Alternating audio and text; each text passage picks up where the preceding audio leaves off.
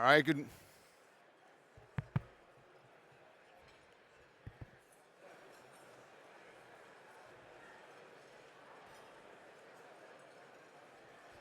Good morning.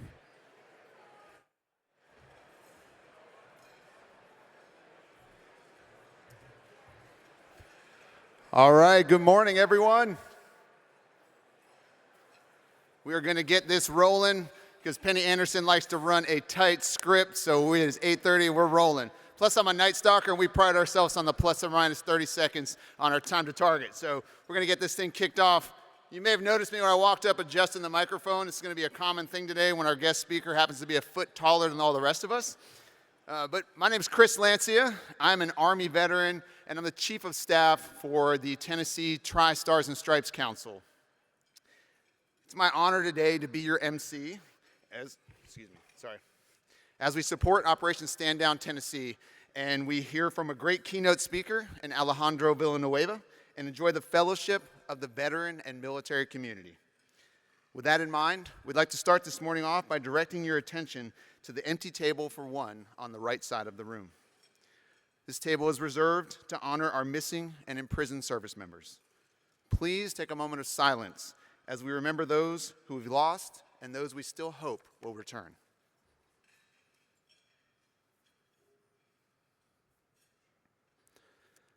One of the most important ways to support the veteran community is to support organizations like Operation Stand Down Tennessee, who are on the front lines of helping veterans navigate everything from crisis to career to connection. So the good we're doing together in this room today will help veterans in truly meaningful ways. At this time, we'd ask you to please stand for the presentation of the colors by the Metro Nashville Police Department Drill and Ceremony Team, and remain standing through the anthem and invocation.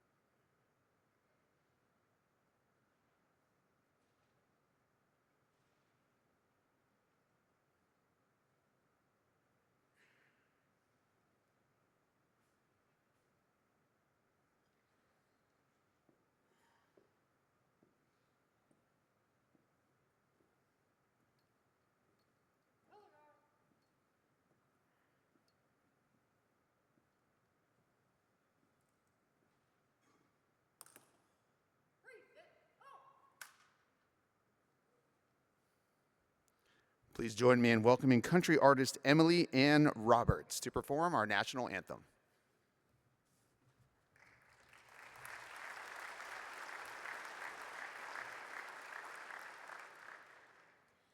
Oh, say, can you see by the dawn's early light what so proudly we hailed at the twilight's last gleaming, whose broad stripes and bright stars through the perilous fight o'er the ramparts we watched were so gallantly streaming, and the rocket's red glare, the bombs bursting in air, gave proof through the night that our flag was still there. Oh, say does that star-spangled banner yet wave o'er the land of the free and the home of the brave?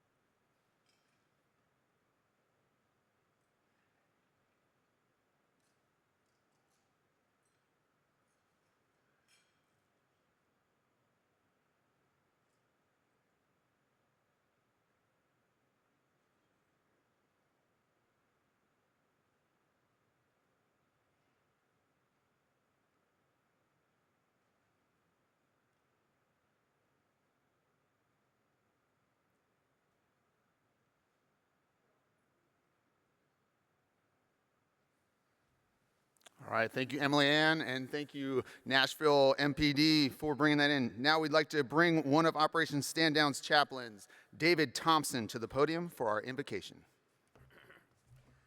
Shall we pray together? Almighty God, we invoke your blessing upon our time together today. We stand on the shoulders of heroes who have given their lives and died for us, and those who are here today. Thank you for this breakfast and this time of allowing us to give back to you. Lord, we stand on the shoulders of both George Washington and George Patton, who both knelt in the battlefield and prayed to heaven, our Heavenly Father, for his blessing. And we ask the blessing of God here today on all those who share and give and take part. Thank you that you said, blessed are the peacemakers, for they are the children of God. And we ask your blessing upon Operation Stand Down and all the ancillary companies and people who support this and support our veterans and stand for those men and women who give their all and the full measure of devotion so that we can be here in freedom today. We don't take our freedoms for granted, oh God. May you bless us now and help us to be faithful stewards of all that you have given to us. We ask it in your name, and everybody said, amen.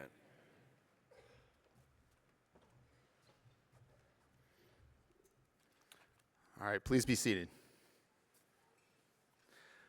This time, I'd like to introduce the president of the Board of Directors for Operation Stand Down Tennessee, who is doing something today much less dangerous than he spent his military career doing, trying to trap onto aircraft carriers with ancient aircraft, but Mr. Dave Ford.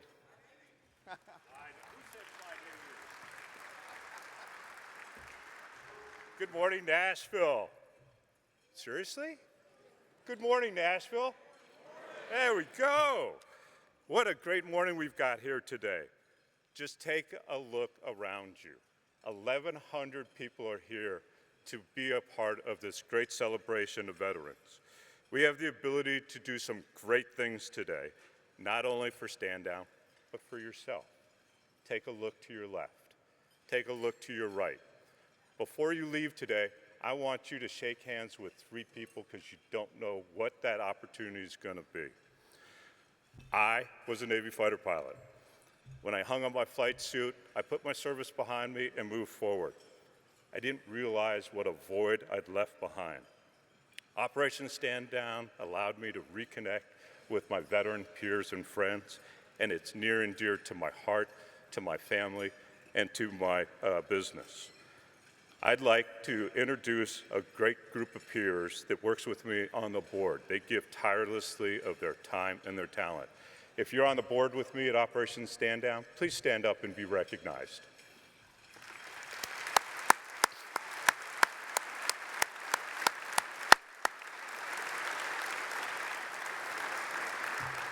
This next group I'm going to recognize makes it all happen.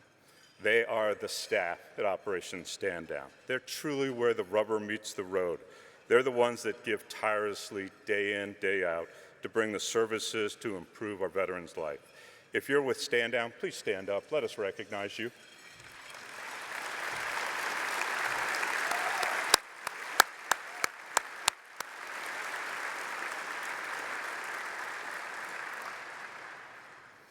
All right, Eden, this is about you, girl.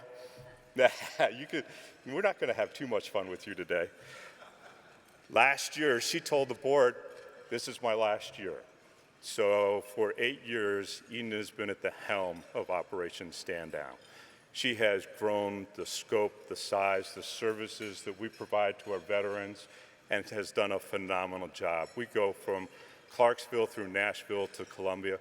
Who knows what's next? She's going to say that's for the next CEO. We've got a strong governance group, search committee in place right now that's working actively to find Eden's replacement.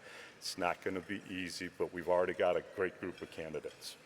Eden, I shocked you recently when I sent you an email that said, I value your insight. That's a true statement. You have brought so much to this group, and it has continued to thrive. Please join me in recognizing Eden in her 8 years.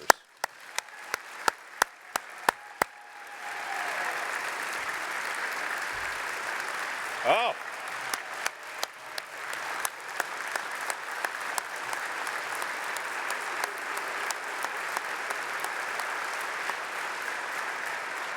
Eden, I don't think they could see you. Alejandro was in the way.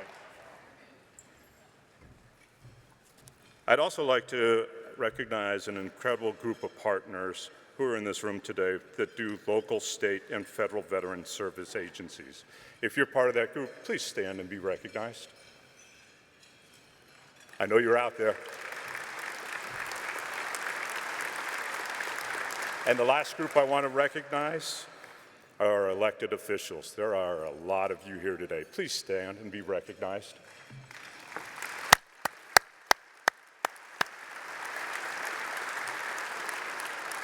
All right, last year, Eden introduced the magic pen as a way to donate. I'm a technology guy. I believe in the QR code. So today, at your table, on the screens throughout this event, you're going to see the QR code. It's an easy way to donate. And we'd love for you, as you're taking pictures, to make sure that you take that, scan it, and also have an opportunity to go to the website, make a donation, and or go to Venmo. So Chris, one more thing before I relinquish the podium. And I'd be remiss if I don't talk about the phenomenal sports teams that our service academies have this year. I don't think one of them's Air Force, Eden. I think this is Army and Navy. Since 1945, there has not been a season like this. Wait a second, Becky, where are you? Indiana is 6-0. I'm a Big Ten guy, so good job. Where's the ROTC group from Vanderbilt? You guys beat Alabama this year.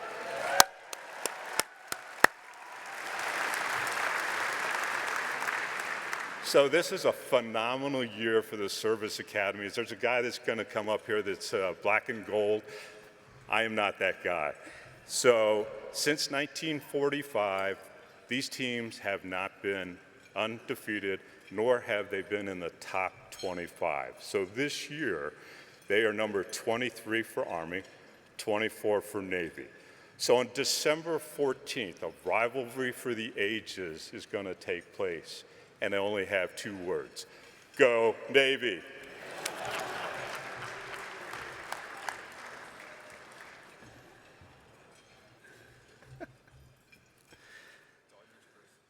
All right. Thank you, Dave. I appreciate that. So this event would not be possible without the dedication and generosity of our sponsors, most especially our presenting sponsor, Tractor Supply Company. Tractor Supply Company is the largest rural lifestyle retailer in the United States. They're passionate about serving their unique niche, targeting the needs of recreational farmers, ranchers, and all those who enjoy living the rural lifestyle. They are also committed champions of the veteran community. This is their first year as the presenting sponsor, and we want to thank them for everything they do to support, hire, and celebrate the veteran community. As a recent purchaser of a farm, my wife and I spend a lot of time and money at Tractor Supply, so we are also very appreciative of them. And Colin, I'll come see you later for my MC discount code. So our four-star general this morning is Delta Dental of Tennessee. Delta Dental's mission is ensuring healthy smiles. It's as simple as the act of smiling itself and equally as powerful. Merely curving up the edges of your mouth can make you feel happier and reduce stress levels. Delta Dental is there to make sure that when you do that, it's a healthy smile that you show off. Delta Dental of Tennessee salutes our veterans and thanks all of you for being here today to support them and the great work of Operation Stand Down Tennessee. Our first three-star general sponsor is Baker Group Strategies. Baker Group Strategies is a full-service firm with a record of winning campaigns under the most challenging circumstances. Baker Group Strategies, founded by Marine Corps veteran Ward Baker, has grown into one of the state's most influential consulting firms and is a testament to veteran entrepreneurship. We now want to thank our two-star general sponsors. We'd like to welcome back Atmos Energy, who is making Middle Tennessee a better place with their commitment to safety, innovation, environmental sustainability, and our community. And we'd like to welcome for the first time Philip Morris International. Philip Morris International is committed to creating a smoke-free future in the U.S. through innovative alternatives and believe all those who have served deserve our dedication and support. And finally, our general sponsors, Amazon. whose commitment to veterans and Operation Stand Down Tennessee have made a significant difference in our mission and our community. And Ascend Federal Credit Union, whose commitment to its members is a testament to its values: integrity, respect, excellence, generosity, relationships, and service. So will you please get a round of applause for all of our sponsors today.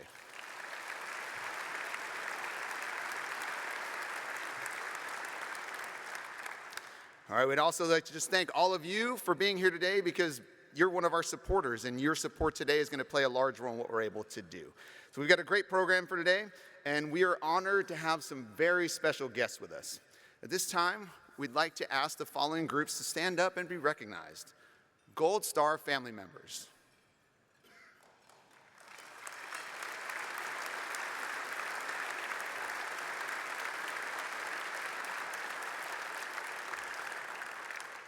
Active duty service members, members of the Guard and the Reserves.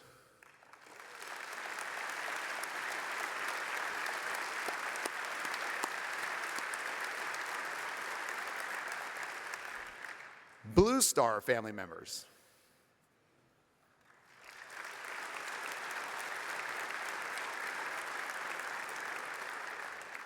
Members of law enforcement and first responders.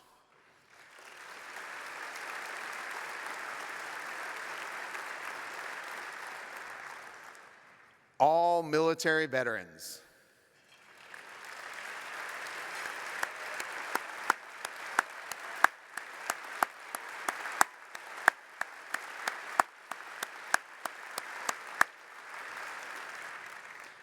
We honor and thank you for your service and sacrifice to and for our community, to our nation, and to the world. Now it's my great honor to introduce my friend and the current CEO of Operation Stand Down Tennessee, who is a graduate of the only service academy who was not mentioned when Dave talked about ranked football teams, Eden Murray.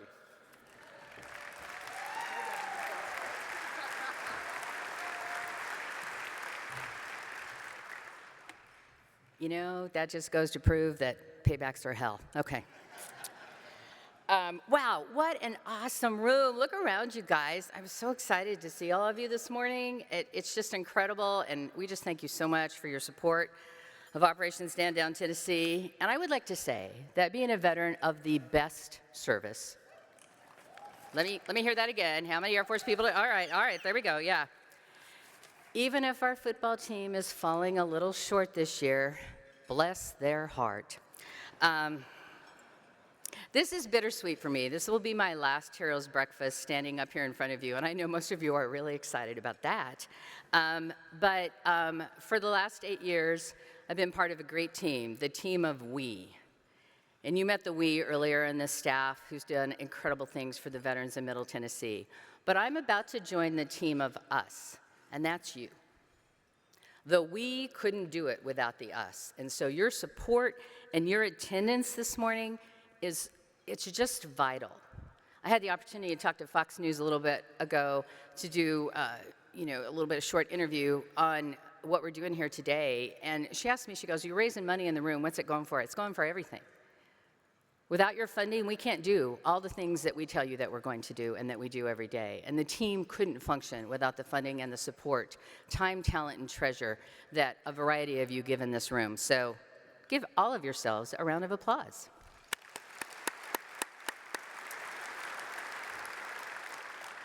Speaking of support and donations, so many people in this room, so many pockets, so many wallets.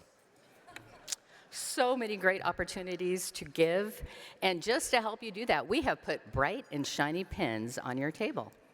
Red, blue, and silver. We were going to do white, but the branding didn't look good on the white, so we chose not to do that. So red, blue, and silver. And yes, you can use the QR code, or you can use that magic pen to write your credit card number down on the envelope that we so thoughtfully provided on the table for you.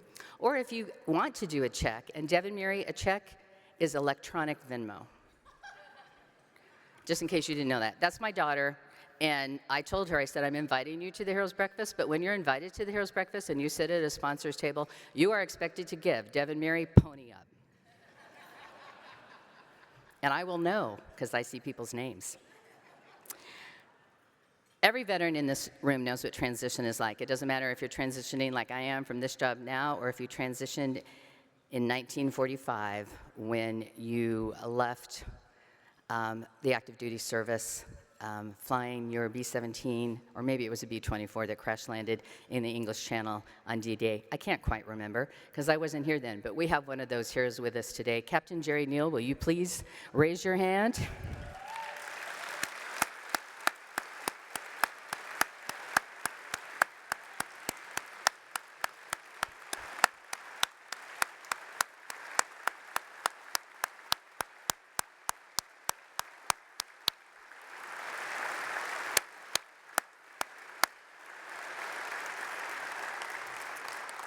He is 103 years young.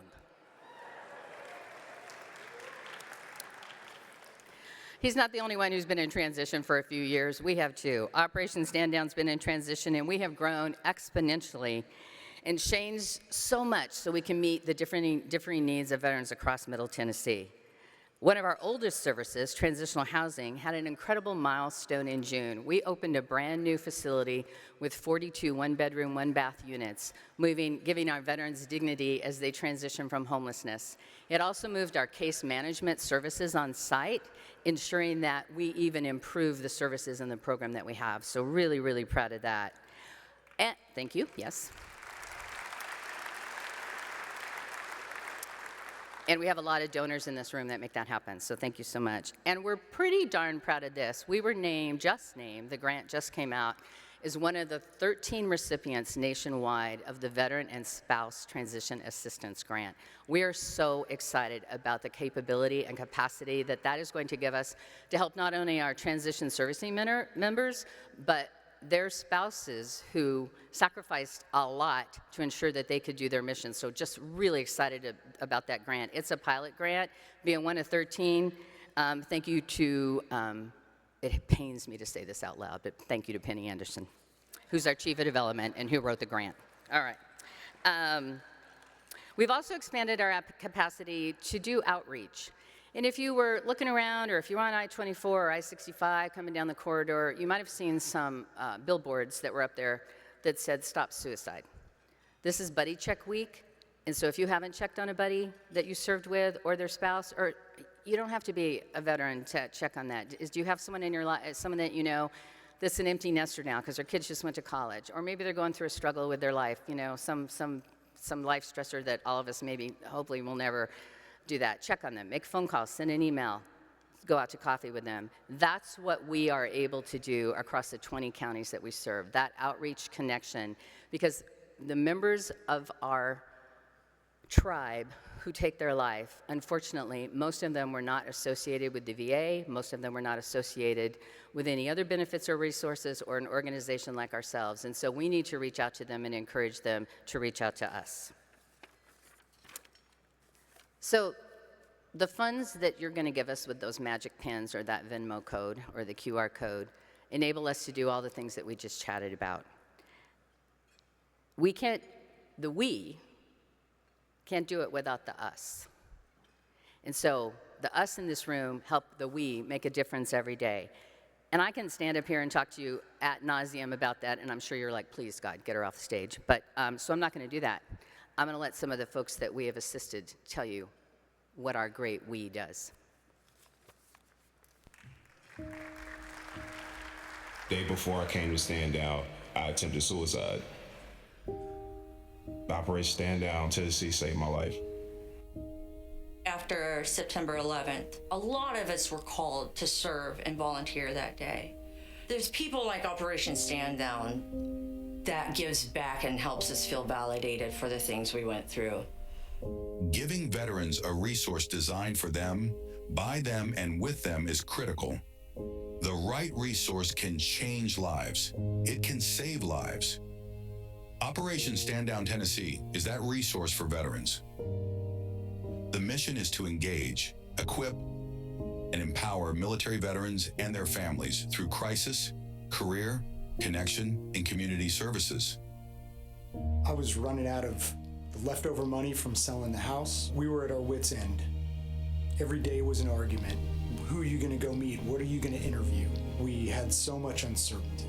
A month or so after I found out about Operation Stand Down, I found a job. Another veteran that I had met, he shot me a LinkedIn message like, hey, would you be interested in this job, in this opportunity? And I was like, absolutely, absolutely yes. Operation Stand Down becomes your tribe. Operation Stand Down changed my life. They helped me get into my own apartment. That's when I started my welding career, and then I was in a position to buy my own home. And in the meantime, I met an awesome guy. And then now I'm married. The Operation Stand Down team has supported me and gotten me there. And now I feel more independent. Now I feel like I can tackle the world. Helping veterans to meet their most basic needs is at the core of the mission and values. We will continue to do this important work until every veteran has a home, food, and the means to support themselves. I used to be one of those homeless veterans on the corner. No veteran should be on the corner or homeless. They did their time. They served our country. They deserve the help. I've never, not once, come across a program like Operation Stand Down, Tennessee. The first day I even moved into the house, I cried. This is my first ever home. Operation Stand Down honestly saves lives because they saved mine. When veterans need career help, innovative programs like Career Recon make transitioning to civilian life in Middle Tennessee easier. Operation Stand Down with the Career Recon really gave me the words to use, gave me the opportunity to practice, and the training and the workshops to be able to sit down in a pressure situation and say, this is who JD is. This is what I can bring to the table. At Operation Stand Down Tennessee, we can connect veterans to the right resources to help achieve their goals. Connections are critical to creating a strong, healthy veteran ecosystem. Our mission can't function without the generosity of donors and the trust of the veterans we serve every day. If you provide a veteran with any kind of donation, send them to Operation Stand Down and just watch them flourish with your donations. The gifts that come to assist this program are vital for those veterans like me.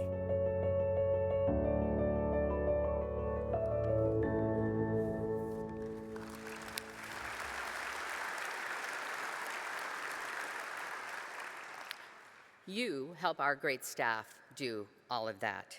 And speaking of our great staff, they're second to none. They're all awesome, but each year we honor one of them with a special award for going above and beyond. To present this award, I'd like to bring my good friend and super supporter, Missy Acosta, Vice President of Brand Strategy for Delta Dental of Tennessee. Miss Missy.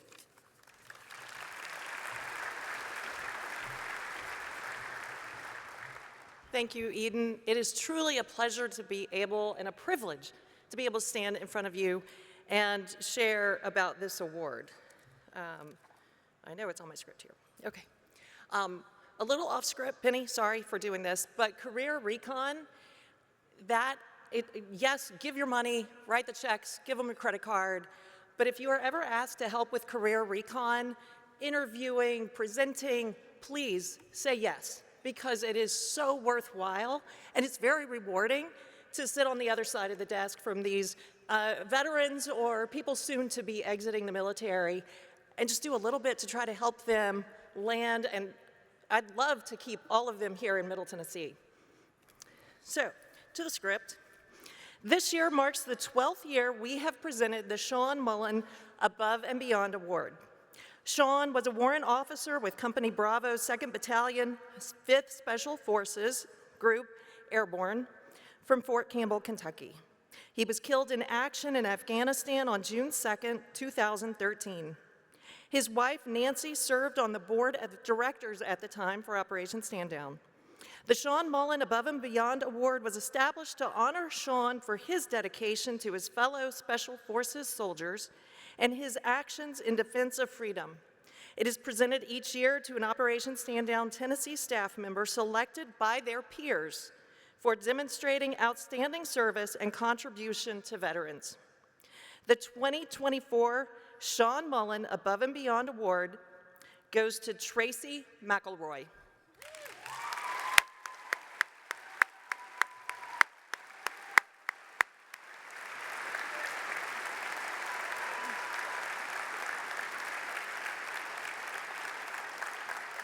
Tracy is an Army veteran who has worked at Operation Stand Down, Tennessee since 2021. She has stepped into multiple roles during that time. With every task, Tracy brings efficiency, excellent customer service, and commitment to quality. From running the front desk of the Nashville Service Center to coordinating operations for transitional housing, to now being the manager of operations, there is no job too big or too small for Tracy to tackle. Her colleagues appreciate her hard work, excellent attitude, and dedication to Operation Stand Down.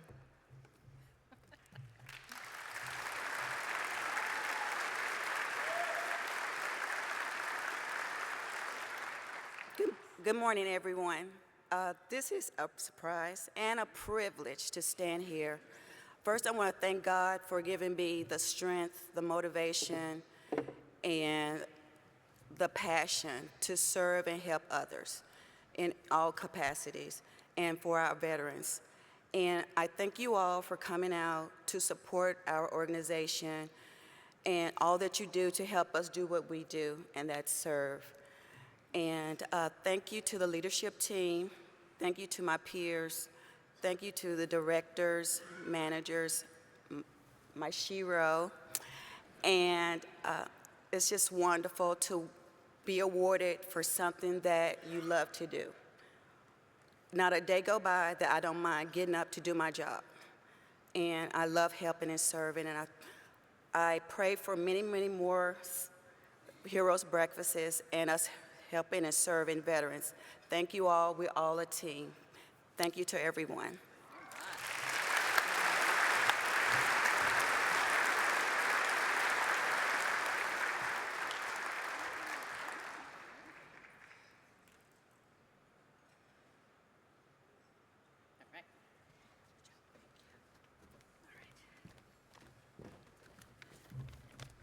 Misty asked me, she's like, "Where's the award?" And I'm like, I don't know. But I found it. It was right there, as usual. The team did a great job on that. Tracy totally rocks. She's just totally amazing and just really behind the scenes and does everything for us. And speaking of awesome, I would like to bring up a representative for our awesome presenting sponsor, Tractor Supply. He unfortunately did not choose the correct school, but he chose a great company after he left the wrong school, and he's the Vice President and Chief Supply Chain Officer for Tractor Supply, Colin Yankee.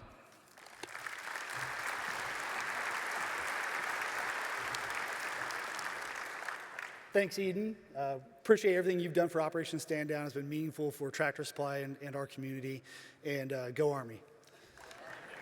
All right, so as Eden said, I'm Colin Yankee, and I've the privilege of representing Tractor Supply Company this morning.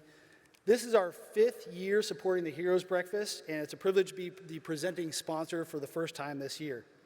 This event is very important to us. At Tractor Supply, we prioritize hiring veterans, serving veterans, and supporting veterans organizations nationwide through our Hometown Heroes program. We have stores in 49 states across the United States, but Middle Tennessee is our home, and Operation Stand Down Tennessee is our hometown organization. The money raised in this room makes a difference. You heard it on the videos. It can literally save a life, change a life, or make a life for a veteran. And I hope you'll leave here today wearing your new Tractor Supply hat, just as invested in the mission of Operation Stand Down Tennessee as we are. It's my honor this morning to introduce our keynote speaker, who's a fellow member of the Long Gray Line, Alejandro Villanueva. He's a standout retired football player and a decorated Army veteran. Alejandro took the tough route to the NFL. After a collegiate career at Army, first time I ever saw him play, I think he was playing wide receiver. He served 3 tours in Afghanistan as an Army Ranger. Villanueva reached the rank of captain and was awarded a Bronze Star. After his time in the Army, Alejandro set his sights on his next goal. He went through the NFL's regional combine, and on that process, signed on with the Philadelphia Eagles in 2014 during the offseason. The Eagles envisioned him as a defensive lineman, but cut him that August. Alejandro bulked up to 335 pounds in order to play O-line and spent the 2014 season with the Pittsburgh Steelers on their practice squad. He'd flourished from there, got some Steelers fans in the room. He'd flourished from there with Pittsburgh, spending 7 seasons with the franchise and making Pro Bowls in 2017 and 2018. Alejandro played one final season with the Ravens in 2021 before retiring the following year. Ladies and gentlemen, please join me in welcoming Captain Alejandro Villanueva.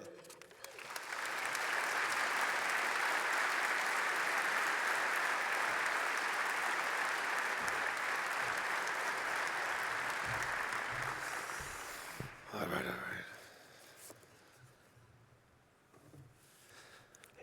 Good morning, ladies and gentlemen. Thank you so much for inviting me to this event. Thank you all for your contributions to the veteran community. Big shout out to those who have worked to put this together. And of course, thank you to all the veterans in the audience. I'm very honored that you would think of me for this wonderful event. Not as thrilled about having to speak. You could say that I'm not an ideal candidate for any public speaking assignment. 8 years playing in the NFL, using my brain as a weapon while having to memorize all of 3 words, down said hut. I have not been split in the atom over the last few years, and being on a podium made for regular-sized people is not my cup of tea. But ever since I became known in the world of sports for being an athlete with Army experience, I got asked to support our military, and that to me has always been my biggest honor. That being said, I still don't like the sound of my voice, and I really can't share any of my expertise this morning unless one of you is thinking about blocking Myles Garrett. And even if you were, I don't know if I'll be much help. If I'm being completely honest, I have one of my closest friends in the audience today. He works down in Fort Campbell for his secret unit, so I won't say his name. But he is the most intelligent, honorable, and greatest American that I've ever met. However, he did not play in the NFL, and he is not a Navy SEAL, so he does not have a movie coming out or a book, and he doesn't have his own podcast, so you've probably never heard of him.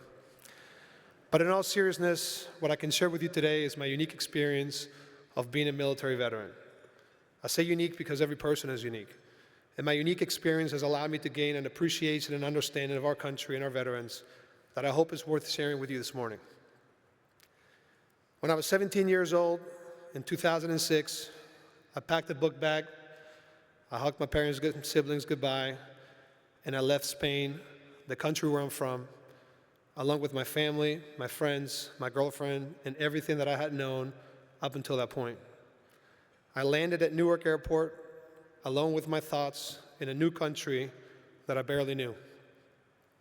West Point made me into an Army officer, the Army turned me into an infantry soldier, and the National Football League turned me into a veteran.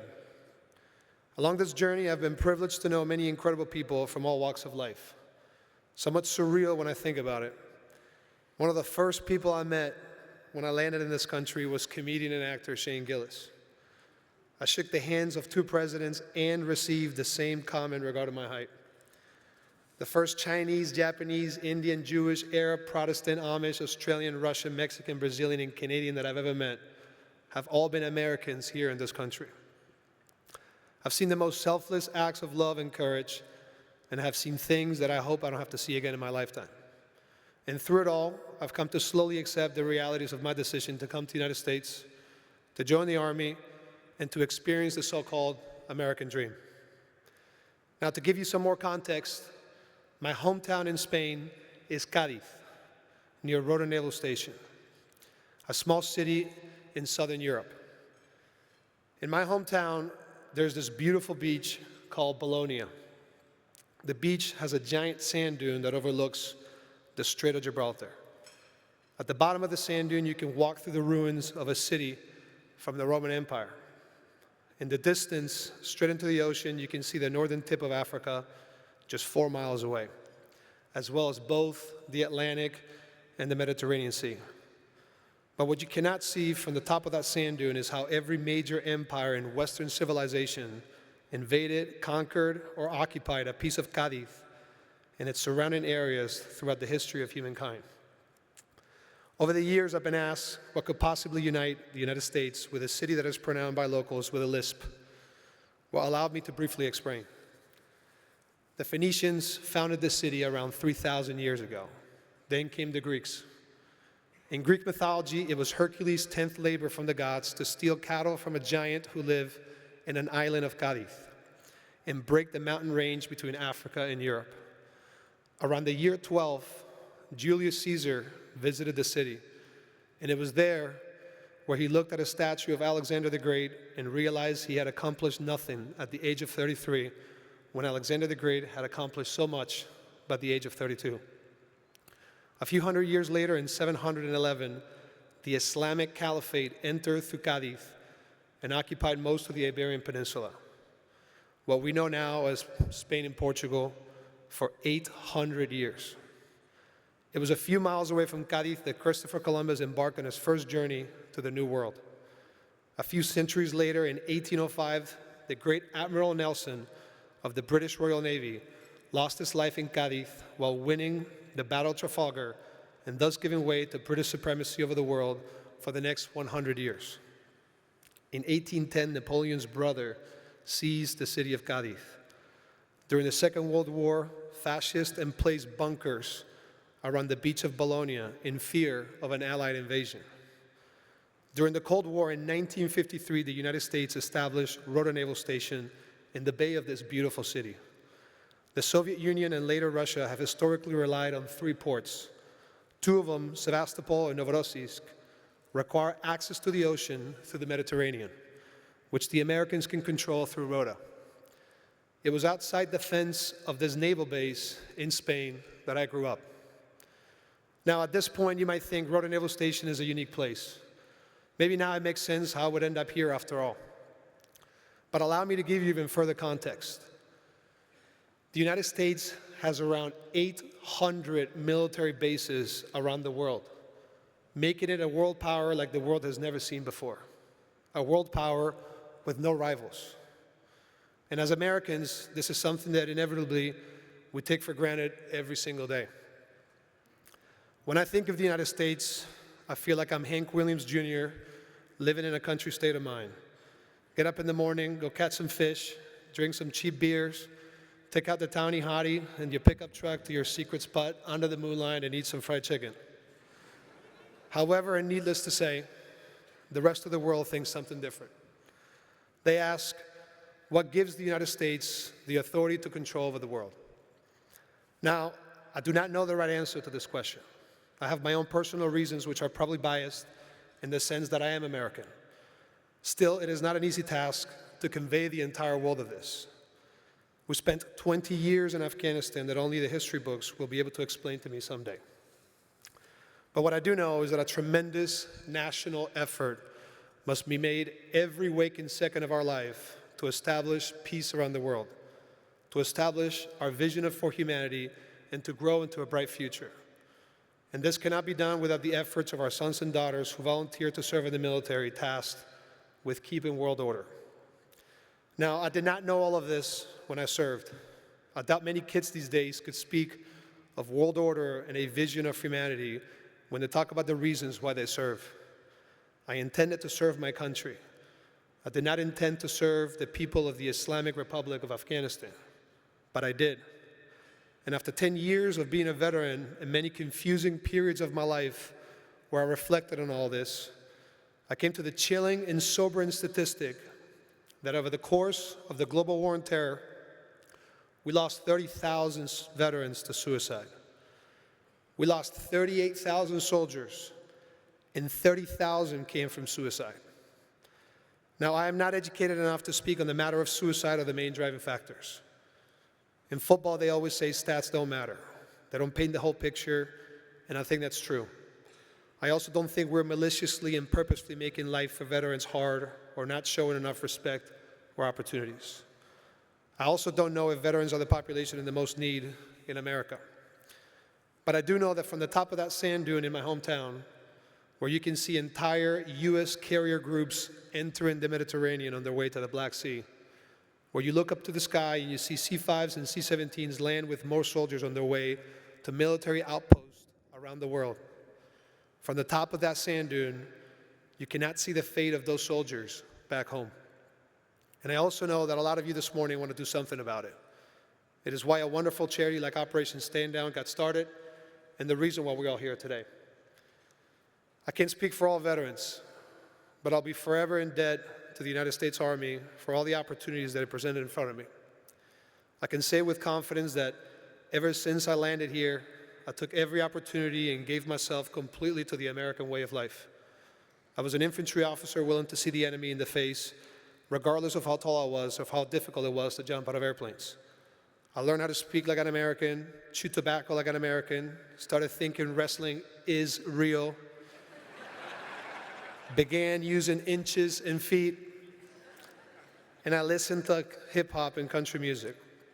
But the thing that I'm the proudest is learning how to be an American patriot.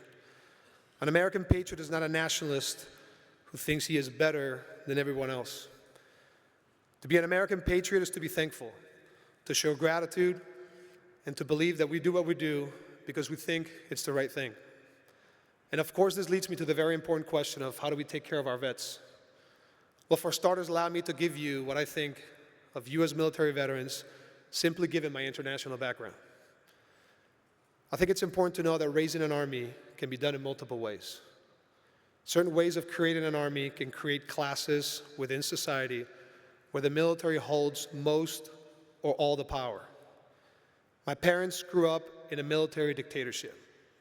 There was no free press, and all men had to serve in the military. In a society like this, everyone is a veteran. In the US, the last time we tried to force people into the military, it was a disaster. Obviously, I wasn't there, but after volunteering at the VA hospital in Pittsburgh for 7 years, after watching Forrest Gump, the Deer Hunter Platoon, after listening to songs like Fortunate Son, someone with my background and curiosity for this country cannot stress enough just how important civilian-military relations are for the well-being of the United States. I went to West Point, and to me, it's the most sacred institution in the United States. And I don't say that because I went to West Point. Trust me, I want the U.S. Navy to always be the strength of our military. I say it because throughout U.S. history, and when facing a crisis, we have not resorted to military dictators. We turned to Grant and Eisenhower. And this is why the concept of being a veteran is so fascinating. A veteran is a civilian member of society who served in the military. He has no power in the military. He's not allowed to give commands or wear a uniform. He has no authority, and his only power is what he can attain as a civilian. The most powerful country and most powerful military that the world has ever seen is run by a military where its members volunteer to serve and leave all their power and influence at the end of their service. Politically, veterans have gained their power as a minority group in a society that only sees oppressors and the oppressed. It is why within 40 years, veterans have gone from being humiliated and insulted to being thanked and honored. And I think it begs the question if sometimes we have used the sentence, "Thank you for your service," as a way of dealing with the fact that we do not know what our service members do for us. And because of that, we are unsure of the types of missions and sacrifices that they've been sent out to do. We just say thank you. And I wonder sometimes if those veterans who struggle don't feel like they're being treated in a genuine manner. But most importantly, I wonder if the political power gained by veterans, defense contractors, and political candidates are working to preserve the sacred balance in civilian-military relationships in our future. For now, I find it humbling and full of admiration that there are so many patriots in this country that are willing to work, invest, and get involved in the well-being of our veterans. To the veterans in the audience and those who work with veterans, I would like to also share one last thought. America is unlike any other country in the world in the sense that we care less about who you are and where you come from. Your work and resilience are the only things that are valued. And yes, not everybody will be treated the same or receive equal outcomes.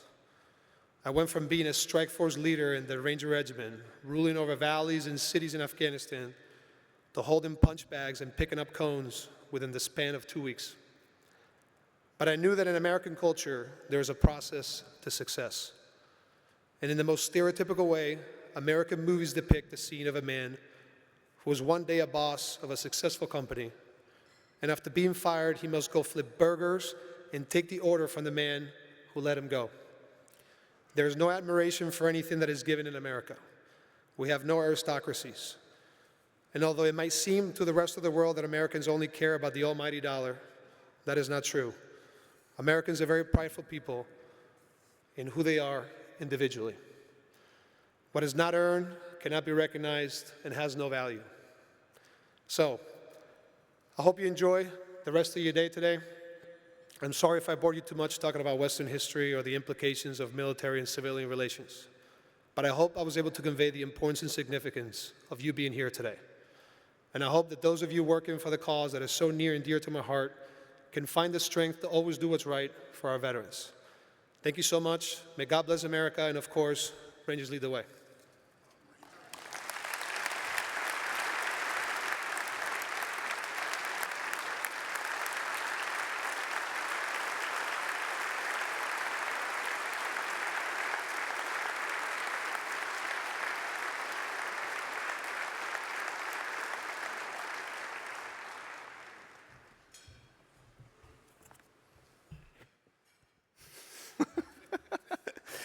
Thank you, Al. That was incredible. We really appreciate your time with us today. And you'll notice I had to use the stairs, so I was going to follow, but I didn't want to fall down. It's the whole thing. So we want to thank everybody for being here today. And as you've heard several times, we hope that you will join us today in financially supporting all the impact that you've learned more about today, right? Because we can't build support for those patriots. We can't help them find the next chapter in their lives without the financial support for all these programs. All right. Now, I'm not saying that there may be some former football players walking around encouraging people to donate, but you never know. So we'd like you to make a donation by going to osdtn.org/HBDonate. That's the much more difficult way. Or you can scan the donation QR code, give through Venmo, complete that donation envelope at the table with those cool pens that Eden told us about before you leave today. All right, and then once you've done that, there is a larger envelope to slide those into so that the team can go around and pick those up easier. So that will close us out for today. Thank you very much for spending some time with us today. Make sure you donate, and we will see you next year.